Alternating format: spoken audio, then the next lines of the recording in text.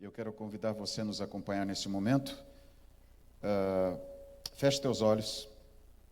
Querido Pai, a Tua palavra vai ser estudada neste momento. E em nome de Jesus, te pedimos que o Espírito Santo ilumine a nossa mente. Tu estás aqui conosco, Senhor. E em nome de Jesus, eu te peço que ergas um muro de fogo com os teus santos anjos aqui. E que o inimigo não tenha poder de interferir na Tua palavra e na mensagem que tu separaste para nós. Em nome de Jesus, amém. 2 pescadores atravessaram o rio para irem a uma festa na cidade que oferecia bebida gratuita. E atravessaram, era um rio pequeno, eles chegaram do outro lado, amarraram o barco à margem e foram à cidade e realmente beberam até a madrugada. E na madrugada voltaram, entraram no barco, estava escuro ainda, e começaram a remar para chegar do outro lado do rio. E tinham bebido bastante. E passaram a noite toda remando e não conseguiam chegar do outro lado. E quando o sol apareceu e os dois conseguiram perceber, eles haviam esquecido de desamarrar o barco da margem e ficaram no lugar a noite toda. Tem muita gente que não consegue sair do lugar. Tem muita gente que não vê os planos executados e não entende o que está acontecendo por trás do palco desse universo. Diz um texto do livro Mente, Caráter e Personalidade, na página 42, todo o engano imaginável se fará sentir por parte daqueles que não têm uma vida, uma viva e diária comunhão com Deus. E o texto conclui: os anjos de Satanás são sábios na prática do mal. São seres muito mais poderosos que nós, vivem há milênios neste planeta e no universo, e sabem o que estão fazendo para causar o mal. Muitas pessoas não conseguem sucesso, vitória, não avançam, não superam porque não saem do lugar, porque não conseguem ver o mal que acontece na sua vida. E precisam de um milagre, precisam de uma libertação. Então veja comigo Marcos capítulo 5, verso 27 a 29, para você entender isso e saber como superar isso. Tendo ouvido a fama de Jesus vindo por trás dele, por entre a multidão, tocou-lhe a veste. Porque dizia: se eu apenas lhe tocar as vestes, ficarei curada. E logo se lhe estancou a hemorragia, e sentiu no corpo estar curada do seu flagelo. O capítulo 4 e 5 de Marcos nos ensinam que Jesus tem poder, mas não é um poder limitado. Jesus tem poder sobre as forças da natureza, sobre as hostes do mal, as enfermidades e sobre a morte. No capítulo 4, Marcos descreve quando Jesus enfrenta uma tempestade. Logo em seguida, quando ele desce na margem, na praia de Gadara, ele enfrenta endemoniados e liberta aqueles homens da escravidão do demônio. E em seguida, quando ele chega do outro lado, encontra uma multidão suplicando que ajude a Jairo, que era uma pessoa influente entre os judeus. E no caminho, ele liberta uma mulher que sofria há anos de uma doença incurável, que gastou o seu dinheiro, que perdeu a esperança, que não podia participar do culto no templo, porque tinha um problema de hemorragia, e por ser mulher, e naquelas circunstâncias, não tinha o direito de andar próximo às pessoas. Perdeu a esperança, perdeu a vontade, e anos ficava na expectativa de uma solução, de uma libertação, de uma esperança. Só que ela entendeu, através dos outros, que o poder de Jesus era ilimitado e pode nos libertar. De que maneira você começa esse primeiro dia da semana olhando para Jesus? Você acredita que Jesus tem poder ilimitado? Que planos você tem? Que frustrações trouxe para cá? Que expectativas? Qual assunto na sua vida precisa de uma atenção especial de Deus? Você acredita que Deus tem poder ilimitado? Aquela mulher não tem nenhum nome descrito por Marcos, mas ela ouviu falar de Jesus. Ela não tinha uma experiência com Jesus. Mas o que ela ouviu foi tão forte que ela entendeu que a sua vida podia ser mudada.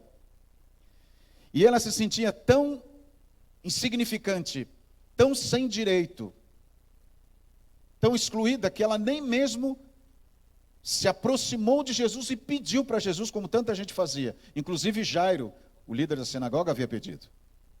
Ela, no meio da multidão, de maneira oculta, ela imaginou: ele tem poder suficiente para me libertar, não precisa falar nada, eu apenas toco nas vestes dele. Isso é muita fé, isso é confiança. Mas não era para libertá-la de uma dor de cabeça ou de uma doença qualquer, uma doença que nem os médicos daquela época conseguiram ajudá-la. Era realmente uma situação difícil. Mas aquele toque libertou aquela mulher do sofrimento. Mas Jesus tinha muito mais para ela. Jesus sempre tem mais para nós. E quando ela pensou que podia sair dali, Jesus disse: não, alguém me tocou, e aquele movimento, você sabe da história? Ela se aproximou, e Jesus disse: mulher, a tua fé te salvou. Vai, você está liberta. Havia muito mais para ela do que uma libertação daquela doença. Mas o quanto que nós temos em Jesus a certeza de que Ele se importa com a gente? Quanto que nós temos a certeza de que Ele é capaz de resolver o que nós precisamos, de nos ajudar a vencer um pecado, desânimo na fé, uma religião vazia, uma luta com um problema de saúde, um problema emocional, um vício, uma dependência. Quanto que nós acreditamos que Jesus se importa? Eu quero que você volte comigo a alguns textos e vamos para Marcos, capítulo 4, verso 38. E você talvez entenda esta mensagem porque seja algo próximo de você, ou a tua realidade. Marcos capítulo 4, verso 38. O texto diz assim de Marcos: E Jesus estava na popa dormindo sobre o travesseiro, e eles o despertaram e lhe disseram: Mestre, não te importa que pereçamos? Essa é uma pergunta que muita gente já fez para Jesus. Você não se importa comigo? Eu tenho uma semana toda pela frente, eu tenho algumas coisas para resolver, eu tenho pedido para você, eu tenho uma luta, eu tenho um vazio, eu tenho uma religião que não me transforma. Você se importa comigo? Um pai pergunta isso quando vê o filho distante de Deus. Alguém que perdeu o emprego, alguém que luta para ser curado. Será que Deus se importa com você? Será que Jesus se importa com você? O inimigo tem usado como principal prática em suas tentações com você uma estratégia que ele usa há séculos. E ela se chama dúvida. Duvidar de Deus. Foi isso que ele fez com Eva quando estava próxima àquela árvore. Ele organizou, ele argumentou para que Eva duvidasse que Deus a amava e que Ele havia feito o melhor por ela. E que não comer do fruto era o melhor para ela. E o diabo tentou a mulher para que duvidasse de Deus. E ela acabou duvidando e pecou. Os discípulos agora foram tentados a duvidar que Jesus se importava com eles.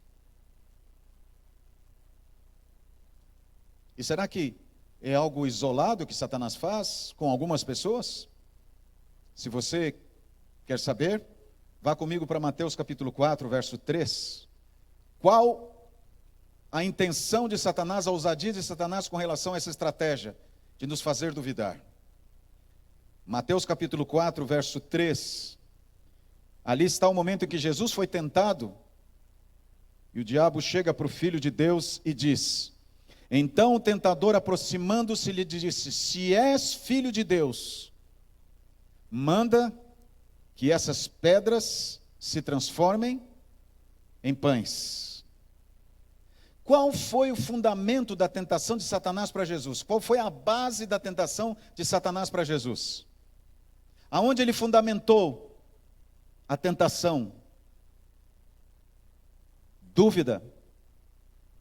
A comida foi resultado, mas ele começou, o princípio foi dúvida. Dúvida de quê? O que ele diz para Jesus? Se és filho de Deus. E você sabe que para você e para mim, todo momento Satanás coloca isso. Será que você é filho de Deus? Você não merece, você é um perdido, você é um culpado, você promete e não cumpre, você está numa igreja, mas amanhã você não vai fazer o que deve fazer, teu caso é um caso perdido. Aquela mulher recebeu a mesma tentação. Você é pecadora, por isso que você sofre, você é condenada, por isso que você tem essa hemorragia. Você foi excluída da sociedade, você não pode entrar no templo, as pessoas não te aceitam, você não tem mais esperança, Deus não se importa com você. E ele fez isso com os discípulos. Jesus está dormindo aí, ele não se importa, vocês vão morrer nessa tempestade, o barco vai afundar e Jesus está aí dormindo. Deus mandou você não comer do fruto, ele sabe que o dia que você comer, você vai ser como Deus. Você percebe? Só muda o tempo, muda o século, muda o território, muda a geografia, mas a tentação é a mesma. Se és filho de Deus, e eu quero te dizer em nome de Jesus, tu é filho de Deus. Você é uma filha de Deus. Mesmo que o anjo caído se levante e te acuse, você pode dizer, está escrito, nada pode me separar do amor de Deus. Nenhuma condenação está para aqueles que estão em Cristo Jesus. Amém? Aleluia. Porque Deus amou o mundo de tal maneira que deu o seu Filho unigênito, para que todo aquele que nele crê não pereça, mas tenha a vida eterna. E a vida eterna é essa, que te conheça, ó Jesus, como o único Deus. Sim, Deus se importa. E você é filho de Deus, resgatado pelo sangue de Jesus. E ninguém pode tirar esse direito. Aquela mulher entendeu isso, e ela foi libertada. Os discípulos entenderam isso e foram salvos da tempestade. Aqueles endemoniados suplicaram e sem poder pedir nada, foram libertos. E Deus deu vida para eles. Jesus os libertou. Jairo, que havia perdido a sua filha, recebeu-a de volta com vida. Porque Deus tem poder sobre a morte, sobre as forças da natureza, sobre os demônios e sobre qualquer doença. Jesus tem o poder infinito. E você, filho de Deus, filha de Deus, não precisa duvidar disso. Aquela mulher foi curada e nunca mais precisou viver na escuridão, oculta, abandonada. Alguns anos atrás eu estava fazendo evangelismo em uma cidade em São Paulo e eu pude contemplar isso. Veja esse texto, veja essa história, desculpe, e você vai entender isso. Eu estava fazendo evangelismo, pregando sobre a volta de Jesus e a doutrina de Jesus, e eu fiz um apelo. Esse casal foi à frente, mas a história deles era uma história muito complicada, muito triste. Esse rapaz, um traficante internacional, foi preso num país fora do Brasil, quando transportava droga para esse país. Ficou anos naquela penitenciária. Depois de anos liberto, voltou para o Brasil. Essa mulher, uma bruxa, fez um pacto com o demônio, atendia pessoas de todo lugar do mundo, não só do Brasil. Cobrava uma fortuna para dizer o que as pessoas faziam. Cantores, empresários, gente de muito dinheiro. Gente vinha fora do Brasil, do Japão, da Europa, dos Estados Unidos. E ela conversava com essas pessoas na língua das pessoas. Japonês, inglês, francês, alemão. Sem nunca ter feito nenhum curso. O demônio falava através dela. A vida dela estava destruída. O filho dela, naquela ocasião, estava preso num país fora do Brasil, também por tráfico de drogas. E um dia, eu pregando nessa igreja, eu fiz o apelo de que Deus tem solução para todos e para tudo. E esses dois vieram à frente.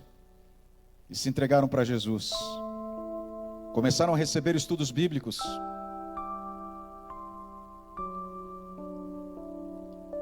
E decidiram seguir a Jesus. Mas a luta com aquele casal era muito grande, porque Satanás não queria libertá-los. E Satanás muitas vezes impregnava a mente deles de que eles não tinham esperança, eles não eram merecedores de Jesus e não tinham direito. Mas lá, novamente na palavra de Deus, lá com os irmãos da igreja, lá com a mensagem bíblica, eles ouviam: você é um filho de Deus, você é uma filha de Deus, e Deus pode te libertar. Esse aí, queridos, é o dia do batismo dos dois. Eu tive o privilégio de batizá-los. Eles foram libertados, a vida deles mudou, e nunca mais precisaram viver a escravidão do pecado. Ela havia feito um pacto com o mal, foi uma luta, mas Deus teve poder, como Ele tem poder ilimitado, para libertá-la também. E viveram juntos uma vida que nunca tinham tido o privilégio de ter. Por quê? Porque foram libertos por Jesus. Jesus tem poder sobre as forças do mal, sobre as forças da natureza, sobre a morte e sobre qualquer doença. Ele ama você e se importa sim. Que Deus te abençoe a entender isso. E nesse primeiro dia da semana, a viver isso na sua vida, na sua realidade, no seu desafio. Ele se importa sim. Você é um filho de Deus. Você é uma filha de Deus. Não importa a história que você trouxe para cá neste momento. Não importa a história que tem sido a sua realidade.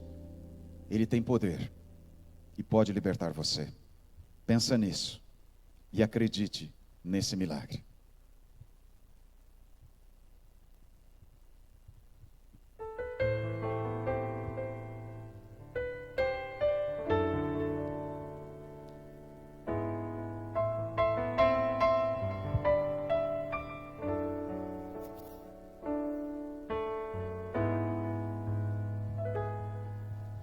Nenhuma pedra se moverá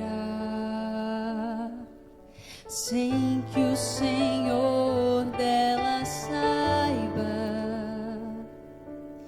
nem mesmo um fio de cabelo cairá sem que dele Deus saiba. Pela fé caminhei, meu Pai.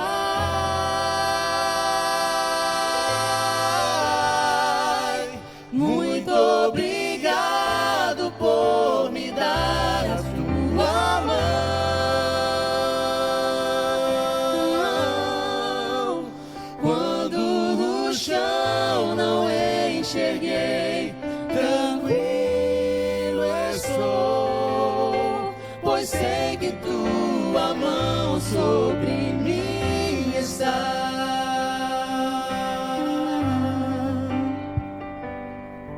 Com apenas um toque ele muda, sua presença transforma cada detalhe, ele pinta, dedicando a sua obra-prima. Com minhas mãos entreguei, meu Pai.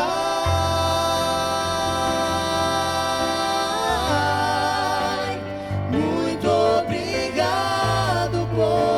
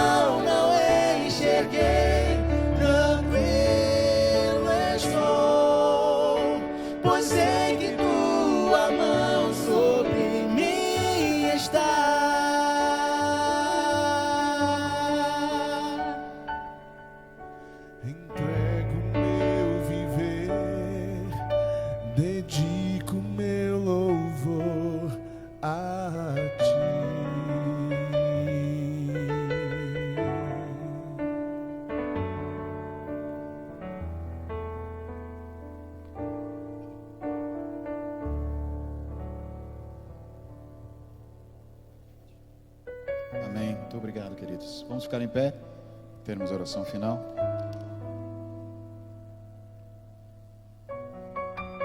André. Querido Pai, às vezes é difícil da gente acreditar que existem milagres que Tu realizas. E muito mais que podes fazer um milagre em minha vida, na vida de quem está aqui. Mas ajuda-nos a entendermos, Senhor, que acima de tudo, Tu és um Deus que se importa, que conhece a gente. Jesus se importa comigo, sim. E essas histórias estão na Tua palavra para a gente entender que não importa o lugar, a pessoa, o desafio.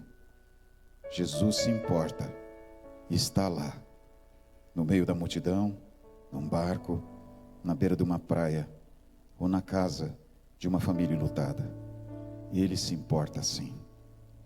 Em nome de Jesus, nos dá a Tua paz e nos leva para nossa casa com a bênção da Tua companhia. E em nome de Jesus eu quero Te pedir uma bênção sobre esse grupo da FAD Minas, que traz a Tua mensagem através da música e testemunha o Teu amor através do coração. Abençoe-os nesse projeto e no trabalho que tem desempenhado, que sejam instrumentos Teus. E agora nos colocamos nas Tuas mãos e pedimos que continue conosco. Em nome de Jesus. Amém.